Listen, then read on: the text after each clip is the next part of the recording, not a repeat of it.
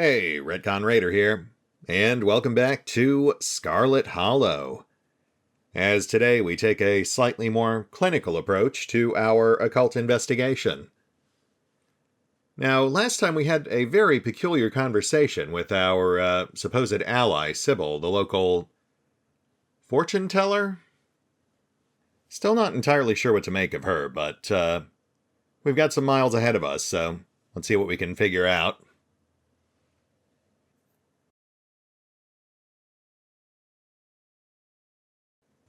Hey, Miles. What's up? Oh, ghosts are real, by the way. Just thought you might want to know that. Yeah, I know. I've seen tons of videos of ghosts doing stuff on the internet. I'm not 12. Oh, good. Well, then I guess you're well equipped to handle this strange new world we find ourselves in. Hey, is your mom really a witch? Wouldn't you like to know? Yes, actually, I would like to know that. It's actually really important, so, Miles ignores you. Ah, good. So, I hear your sister's under the weather? Yeah, that's what she says. She's just trying to get out of work again. Like I didn't have anything better to do all week while she sits in her room watching anime. I'm sorry, are those Goku pants you're wearing? Everybody knows Dragon Ball is good anime. She watches the trashy shit. Right? Okay. You are definitely not a complete nerd. Hey, stupid question, but have you seen any weird magic rocks around town? Yeah. You. He smirks. Clearly this is a very sick burn, and you should feel bested by his wit. I think this qualifies as elder abuse. Didn't you notice I'm old now? Didn't you always look like that? Ouch. Well, Miles, it's been terrible. I'm gonna go check on your poisoned sister. You're not going anywhere before checking in on Kanika. You make your way upstairs.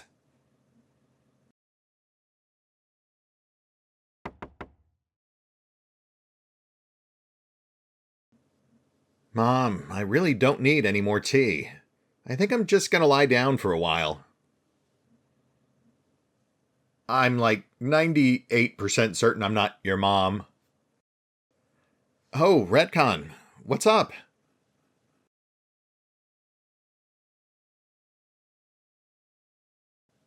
Well, I mean, I'm headed to the clinic to look for Stella, check out that mystery door, say hi to Reese. Thought you might want to help with that? Sorry, Retcon. My mom was right. I'm exhausted. I probably shouldn't push it or I'll wind up worse off tomorrow. Right, well, I guess I'll just go check out the murder door myself then, and find our missing friend. Feel better. You make your way out of the general store, and down the road to the clinic. You make your way up the familiar hill, past the rows of ragged houses that make up Scarlet Hollow's residential area.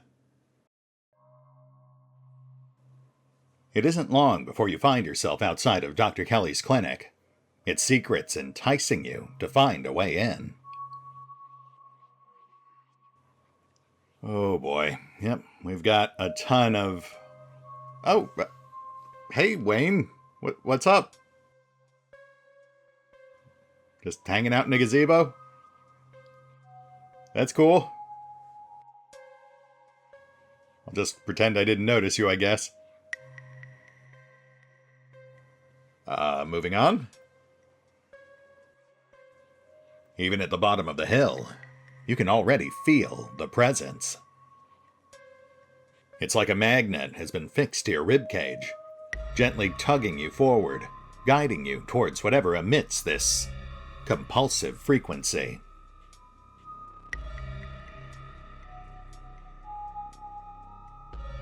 We've got a raccoon just off to the right. Seems like a good place to start. You quickly glance around, eyes trained on the underbrush. A flash of a striped tail grabs your eye immediately. Can I help you, Buster? Hey there, hypothetically speaking, how would you go about breaking into that house over yonder? What, just 'cause I got little hands and go through people's trash? I'm supposed to know how to break into places?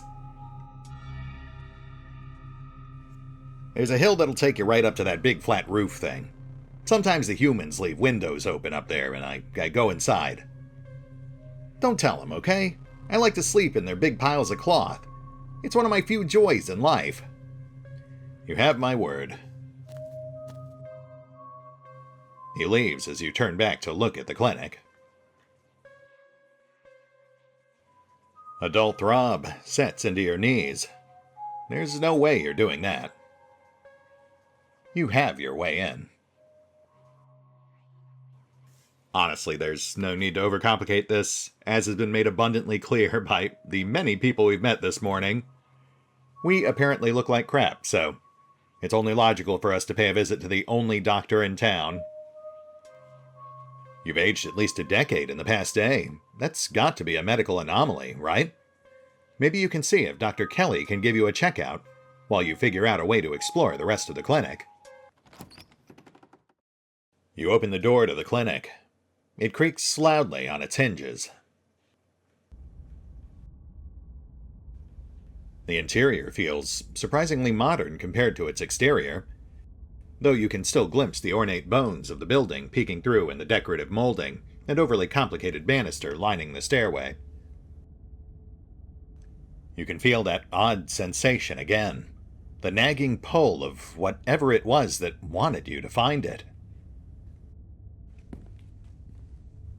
But before it can drag you too far into the clinic, Dr. Kelly puts aside her paperwork and makes her way down the hall. Hello? Can I help you? What the hell happened to you? You look like you've aged at least a decade since last night.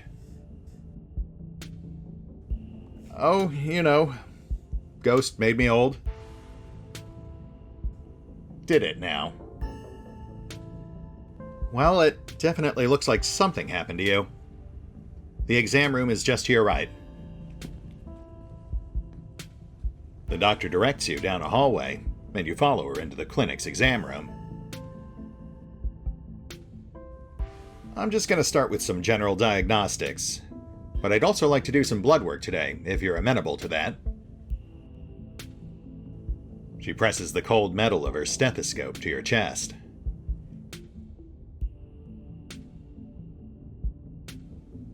So you really seem to take that whole ghost thing in stride. Look, I have no idea what happened to you last night. It completely defies everything I know about medical science. Until your condition starts to make sense, I think it's easiest for both of us if I just take what you told me at face value. That is shockingly pragmatic. Thank you. Hey, have you heard from Stella? We haven't seen her since yesterday. Dr. Kelly briefly removes the stethoscope from your chest. Stella's missing? This is the first I'm hearing about it. I haven't seen her. I'll make sure to check with Reese. I know he hears from her pretty frequently. But let's finish this up first. Right. She places the stethoscope back on your chest.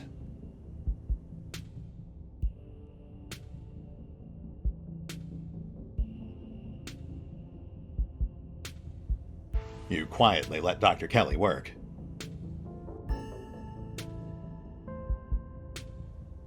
Have you always had a heart murmur? No doctor has ever said you had a heart murmur. Before you can answer, she attaches a blood pressure cuff to your arm, inflating it with a few quick pumps of the bulb. The ends of your fingers tingle numbly as the cuff constricts. Oh boy, this isn't great.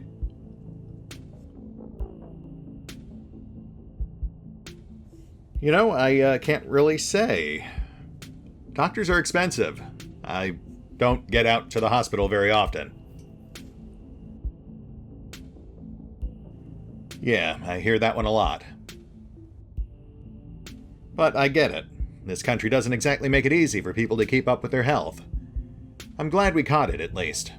Better for you to know. The pressure on your arm finally releases.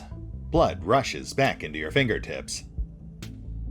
Your blood pressure is definitely higher than I would expect for someone of your age. It's not in what I would call a safe range, but it can be managed. Let me know if you feel any pain. The doctor leans over you, using her forefingers to prod your abdomen. She steadies you with a gentle hand on your shoulder.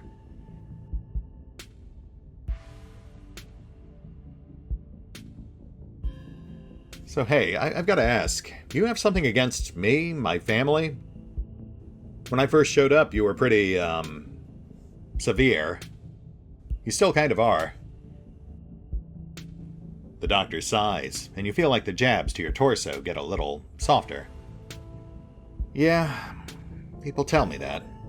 I'm a brusque person. It's just part of who I am. I don't mean to come off as rude. Plus, Stella and Kanika showing up with you in tow meant I would have to be a tough parent and turn you all away, and I hate having to do that. It probably made me even pricklier than I needed to be. In my defense, I'm just being protective.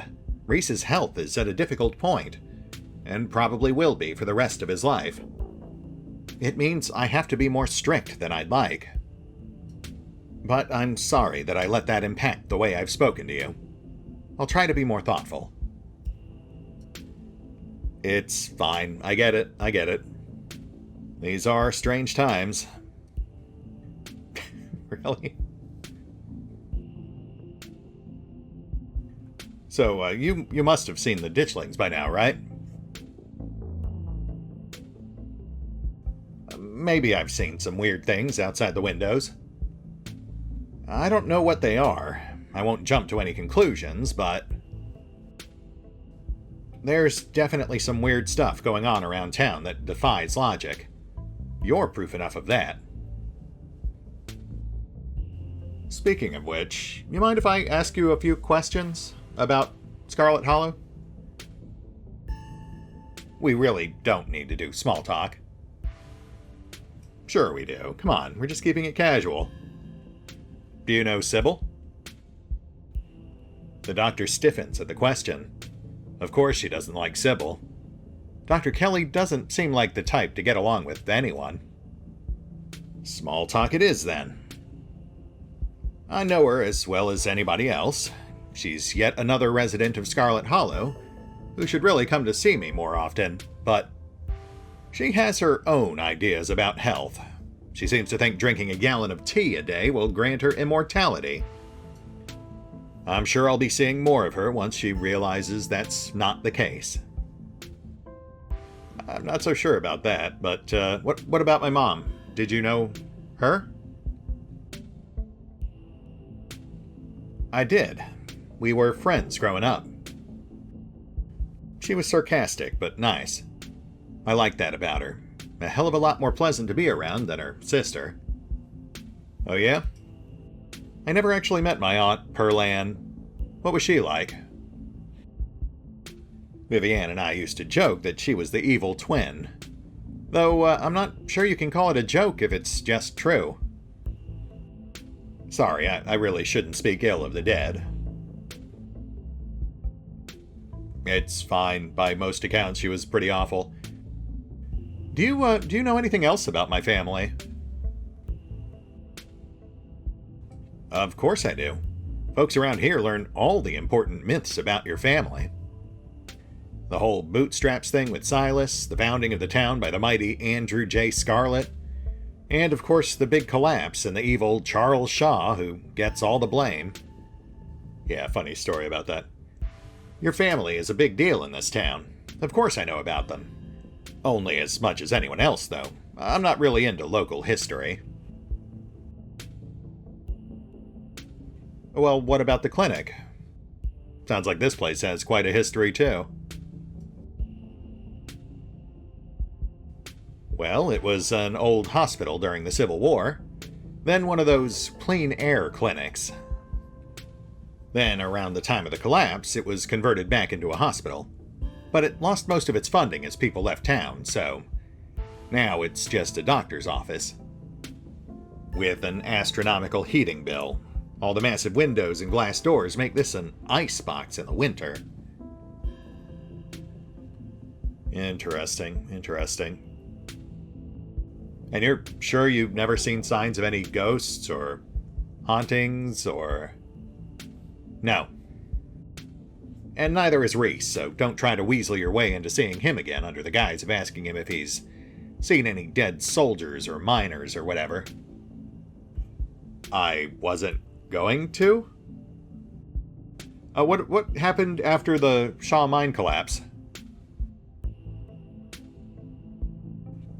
I suppose the only thing I know that the average resident of the Holler might not is the collapse was the reason this was converted into a proper hospital.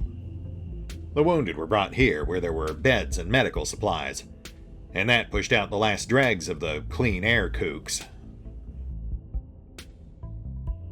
Nobody thought the air around here was that clean after a coal mine collapse filled it with ash. And the theory was already on its way out at that point. Weird question, but if I were a giant haunted stone carving hidden in the clinic somewhere, where do you think I might be? Okay, I don't even know what your angle would be with this one. I've never seen any big stone carvings around here, and of course I wouldn't know where someone would hide something like that. Are you trying to get a tour from me or something? I'm not a tour guide. After this, I'll need to re-sterilize the room, and then I've got paperwork to do for the rest of the day. I'm not taking time out of my schedule to show you around my place of work. No, that's quite all right. I understand. You should stay here and get your important work done, and not, say, wander the clinic looking for intruders. Just a random example off the top of my head.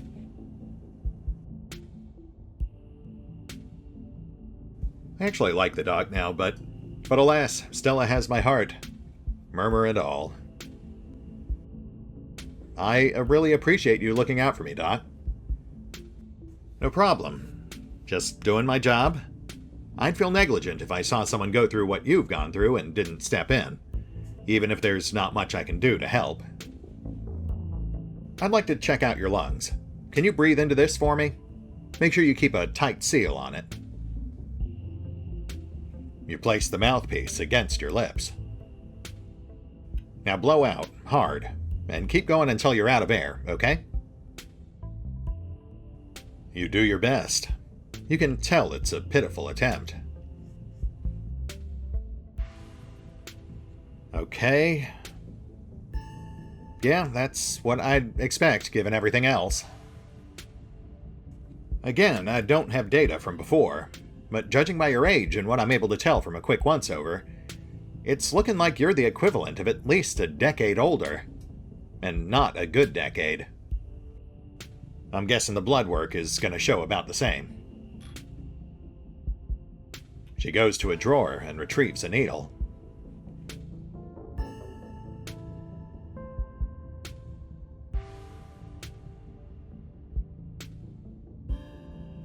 So is this the part where you start doing weird experiments on me? It would make one heck of a research paper. I'm not that sort of doctor. I'm too busy for research. I just treat people and take care of my son and have no interest in hyping you up as some kind of unfortunate marvel of medicine. But we should figure out what kind of damage you're dealing with before it gets any worse. Oh, I just thought it might be kind of fun to have people write papers about me. But okay. I'm sure someone out there would be delighted to do a case study on you. That someone is not me. Ouch. But if you find them, I'm sure they'll appreciate the data we're about to collect. She proceeds to stick you with the needle. It stings, as needles often do. But it doesn't last long. The needle slides back out quickly, and she puts a cotton ball in the tiny hole in your skin, pasting a band-aid over top to seal in your vital juices. My juices. There, see? That's all we had to do. Not bad at all. Alright, that's all we can do for now. I'll make sure to notify you when I get the results, and I'll send them to your GP. You do have a regular doctor back home, right?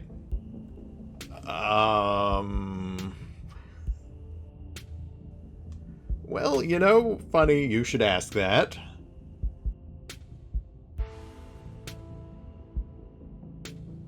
I revisit my earlier comment about doctors being expensive. I get it. This country isn't kind. But you should try and find a way to make something work. Even getting insurance off the marketplace is better than nothing. Especially since you're... She glances at your newly aged face. Probably going to want to start getting regular checkups. You're free to go. You know how to find the door? She starts busying herself with cleaning up her equipment. She'll be distracted, at least for a few minutes. Good. Your appointment is done, and you're free to explore as you please. Well, good. That worked out swimmingly, except for all that stuff about how we're going to die. But, you know, death comes for us all. What are you going to do? Such is life. And death. No time to die right now, though. We'll save that for after we've solved all these mysteries. Or rather, you're free to explore as you please. Okay, thank you, narrator. You've been caught by the pull of the object, an overwhelming curiosity guiding you around a corner and towards a dark doorway under the stairs. It's been left ajar, as if inviting you to enter.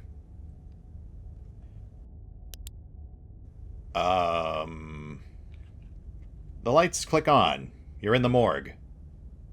Well, that just raises more questions. Reese? Are you dead? Are you undead? That would answer a lot of questions. Rhett? He squints, seemingly unsure whether you're the same person he met yesterday. What are you doing in the morgue? I could ask the same question, Reese.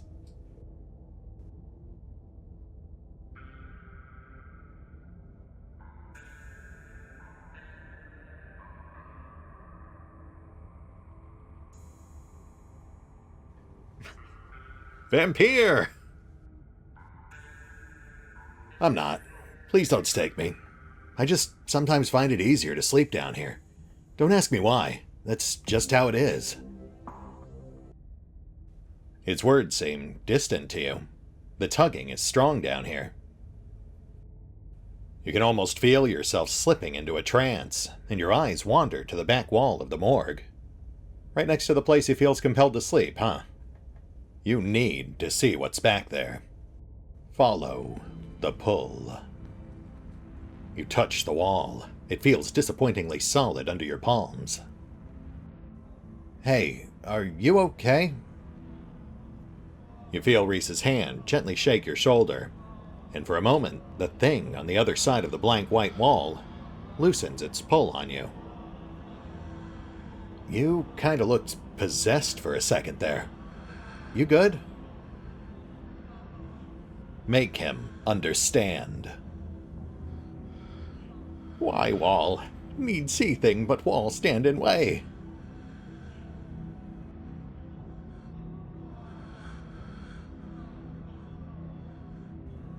There's a stone carving on the other side of that wall. I need to see it. Reese glances back at the wall. You're really serious, aren't you? This is probably a bad idea, but if you really need to get in there, I'm pretty sure there's an emergency axe somewhere upstairs. I just need to get the dock out of your hair. Should take 2 seconds. Hair today, gone tomorrow? Yeah, if I say I'm sick and I need something, she'll drop whatever she's doing and do it for me. Surefire way to get her out of the house. And most of the time it's true anyway.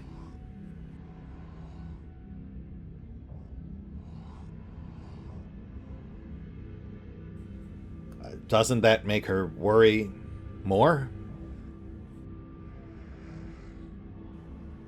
There's nothing I can do at this point to get her to stop worrying about me. Might as well use it to my advantage when I can. Yes, please. Axe now. Wow, you are super desperate about this wall. Be right back. He strides past you, his long legs moving swiftly. He seems excited, his usual dour demeanor replaced with an uncharacteristic pep when facing the prospect of sneaking around and tearing down walls. I wonder if he feels a similar pull, but just never really thought about why. The idea that something was hidden behind the wall may just have never occurred to him. You hear his soft voice filtering in through the open doorway at the top of the stairs, a hoarse and sickly edge added for effect as he speaks to his mother. Hey, Mom? He coughs gently. Reese, I didn't know you were awake. I still feel like shit, but I think I can finally try to keep some juice down. It looks like we're all out, though. Really? I thought I'd just picked some up. I've got an errand to run on Main Street anyway. I'll go pick up some orange juice. And some ginger ale, too.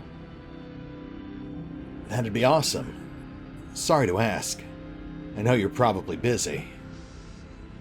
It's no problem. It doesn't take long. Don't do anything too strenuous while I'm gone. Just lie in bed until I get back. Thanks, Mom. I'll take it easy. You hear her footsteps move down the hall, then the front door opening and closing. It worked. The theatric rasp has left his voice, excitement rising in its place. Come on up. We don't have long until she's back. As you step out of the morgue, you relax. The extra space between you and the carving has weakened its hold on you, and with it, your desperation to claw your way through the wall and unveil it.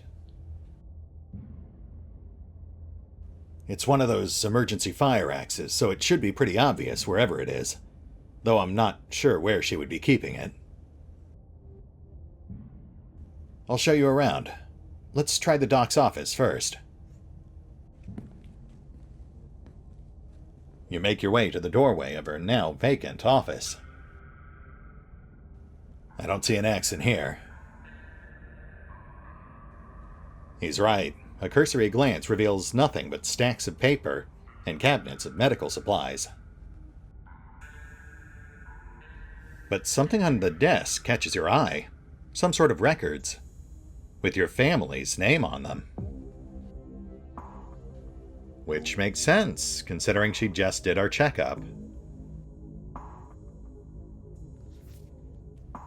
Reese stops in the doorway, turning to watch you leaf through the documents. Find something interesting? They're your family's death certificates. Herlan. Cause of death, sleep apnea. Discovered by her daughter, Tabitha Chrysanthemum Scarlet. No autopsy performed. Tabitha's middle name is Chrysanthemum? Wonder who cursed her with that mouthful. Yeah, that feels like something I'm not supposed to know. Edwardine. Edwardine Scarlet, born April 9th, 1913. Died February 12th, 2003. Aged 89. Cause of death, heart failure. Signed by her daughter, Herlan Scarlet. Pretty normal. Almost made it to 90. died of a normal old person illness. Enoch. Enoch Scarlet. Born September 9th, 1887. Died August 20th, 1957. Age 68. Cause of death: fall from cliff. Yeah, I mean, I've seen the house. That tracks. This one has a coroner's note. Organ sustained impact injuries, lacerations to the neck and body consistent with fall from great height. Whoa, an actual autopsy report. Looks ancient. You quickly flip through a few of the other Scarlets whose names aren't quite as familiar. Theodore Scarlet, born May 24th, 1890, died 1918. Age 28, cause of death: crushed in mine collapse, body not recovered. Signed by his brother, Enoch Scarlet. Joseph Scarlet, born April 1914. Died June 7th, 1944. Louis Scarlet, born August 1920, died June 6th, 1944. Same year. Almost same day. Both killed at Normandy in the line of duty. These must have been Edwardine's brothers. Certificate of fetal death. Infant boy: Andrew Charles Scarlet. Delivered April 3rd, 1945, stillbirth. Mother, Edwardine Scarlet. Cause of death: complications during birth. No doctor present. Home burial. Okay, hold on. Alexandra Scarlet, born July 12th, 1946. Died August 20th, 1957, age 9. Missing, presumed dead. Signed by mother, Edwardine Scarlet. Mary Bell Scarlet, born April 3rd, 1947, died October 30th, 1963, aged 16. Cause of death: complications during childbirth. Signed by her mother, Edwardine Scarlet. Right, that was Tabby's mother. I'm gonna have to make a chart to keep track of all these names and dates. Wow, that's a lot of kids to outlive. It happens. Death comes for us all. Reese's eyes flick up to the doorway, and a second later you hear the sound of the front door handle being turned. His hand is on your shoulder before you even register what's happening, and you're pushed back and out of view of the front door. Shit, I'm not supposed to be in here. We gotta hide. He hurries to the closet door, motioning you inside. You slip inside and squish yourself into what little space is available in the nearly full closet. Reese is close on your heels.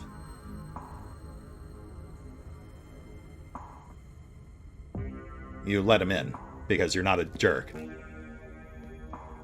Together, you listen as the doctor makes her way to some room deeper in the clinic.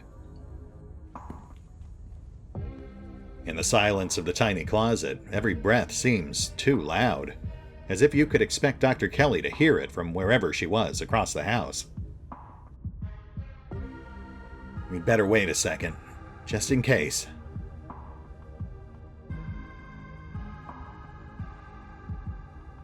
The two of you stand in tense silence, both crammed into the suffocating closet, taking shallow breaths as if she could hear you breathing from the other side of the building. But the footsteps soon return. Dr. Kelly makes her way back towards your hiding place, creaking floorboards broadcasting her location, all the way to the hallway just outside your hiding spot. The footsteps return. They get louder, approaching the open office door. And then, they stop. Much to your relief, she opens another door, leaving the main clinic. We're in the clear. We've probably only got a minute or two until she comes back, so let's make it count.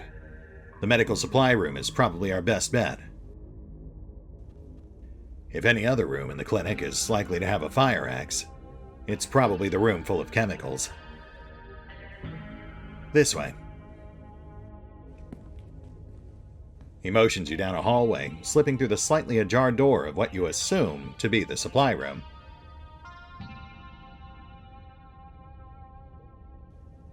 Yes, there it is. Keys. Here we go. He rushes over to the cabinet that contains a bright red axe, pulling the glass door open. Your axe. Thanks. A splash of brown catches your eye. There's a small sprig of what almost looks like furry berries, with a wide 8-pronged leaf still attached at the base. The end of the sprig is leaking sap onto the countertop. It's fresh. Now we can... Reese stops mid-sentence as he notices you staring at the plant. He stoops to pick it up. Does she make her own medicine? He puts it down, but not before breaking off a berry and sliding it into his pocket. I don't think she's allowed to do that. She's not a pharmacist. This room is just for storing stuff she orders for patients from a pharmacist in Brevard. Why would she be making her own? Before you can answer, the two of you hear something in the distance and turn to listen intently. That was the door from the house. Come on. If we hurry, we can get you back downstairs. I'll run interference. Go downstairs. Quick. You can hear her approaching now.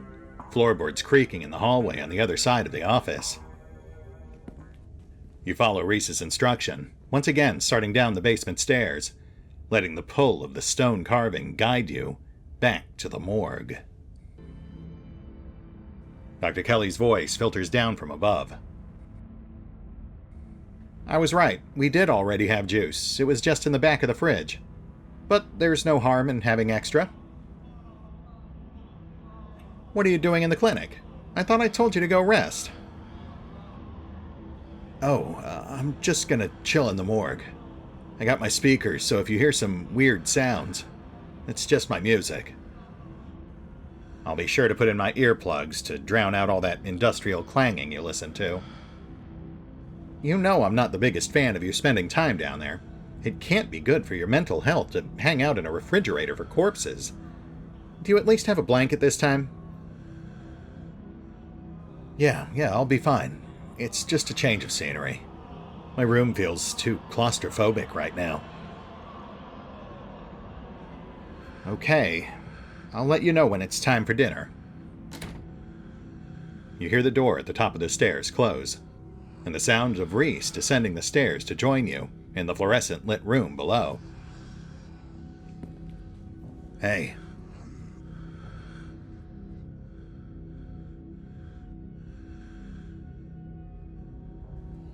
Wait, you listen to music that sounds like walls being smashed down?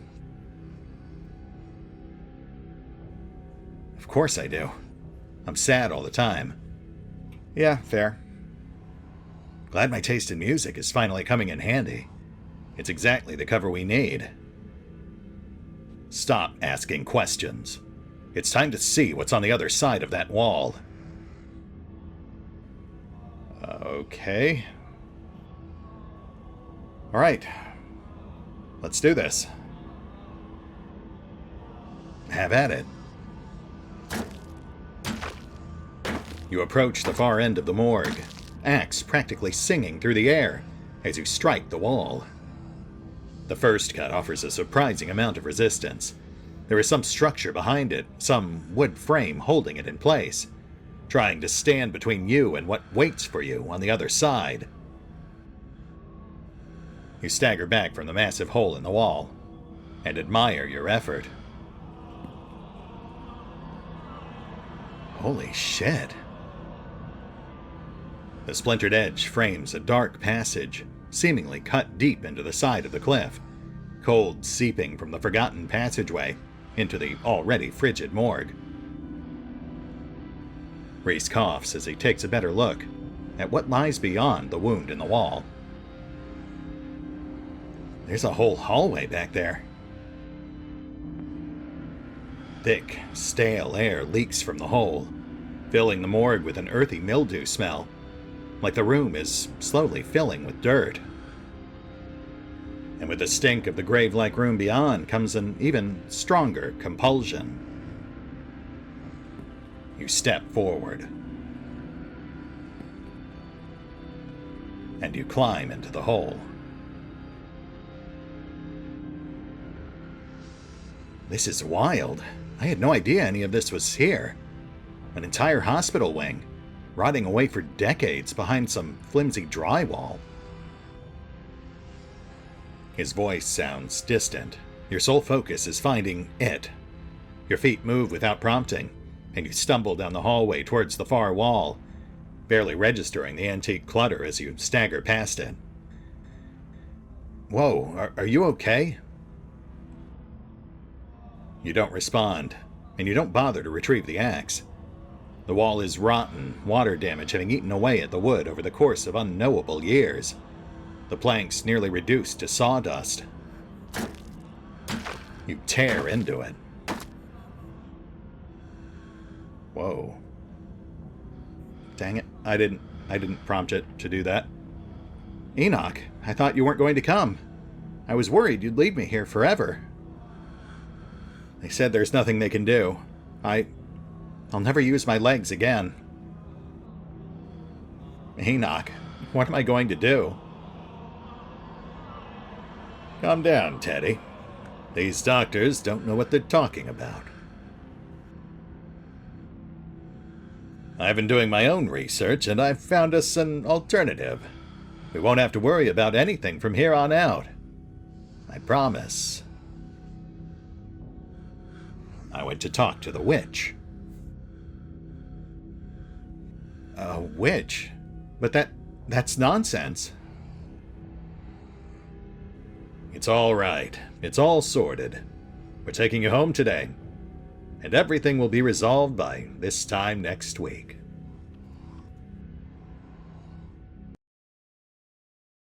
Everything goes black. So Teddy did not die in the mine collapse. But they still claimed he did.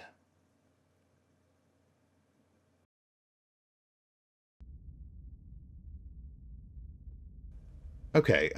We're hitting the pause button here because this seems like a good breaking point, but I am going to pause real quick so I can go back and look at that image and gather some thoughts for our outro here.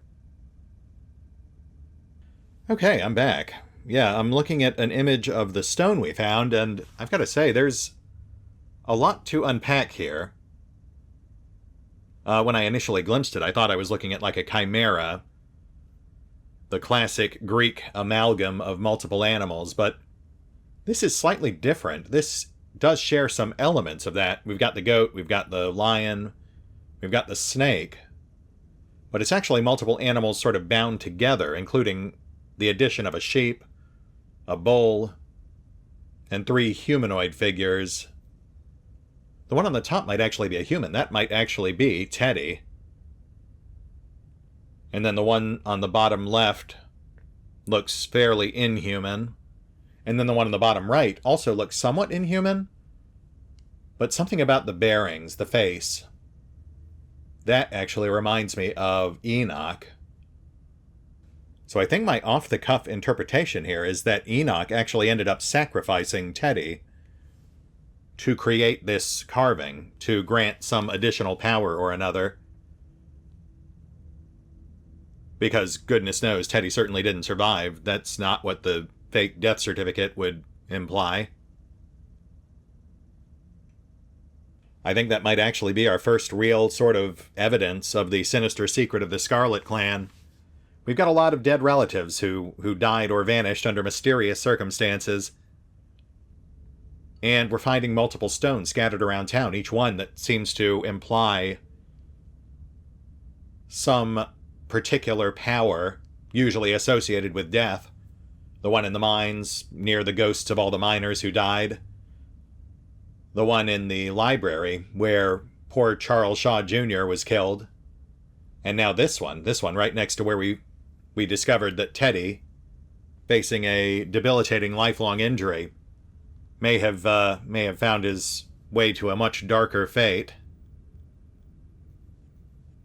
I'm going to have to think about this one for a while, but my initial gut interpretation is that the top left is Teddy, the right is Enoch, gaining power from his sacrifice or binding, and then the one on the bottom left, that might be the mysterious guest in the forbidden wing of the Scarlet Estate, tied into this mess, along with the other sacrifices.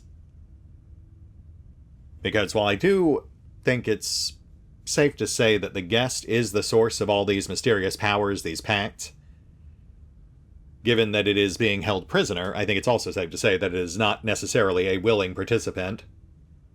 It's starting to sound like the mastermind behind all this might actually be the witch, who, as we started speculating last time around, might actually still be in circulation. But I guess we'll find out.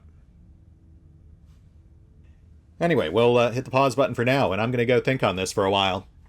But feel free to share your own interpretations or theories in the comments down below, and we will pick up here next time, as we wrap up Chapter 4, and then begin the long 6-month wait until Chapter 5 drops. See you then.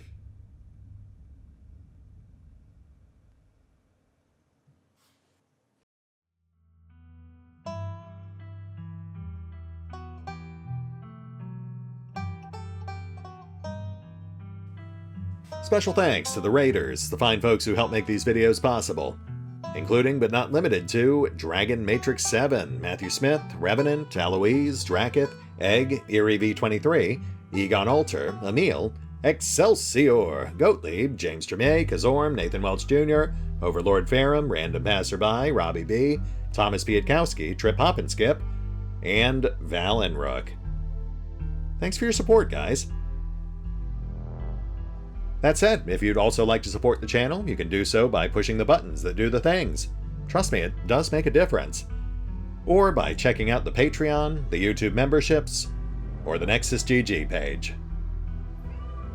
Links are in the description.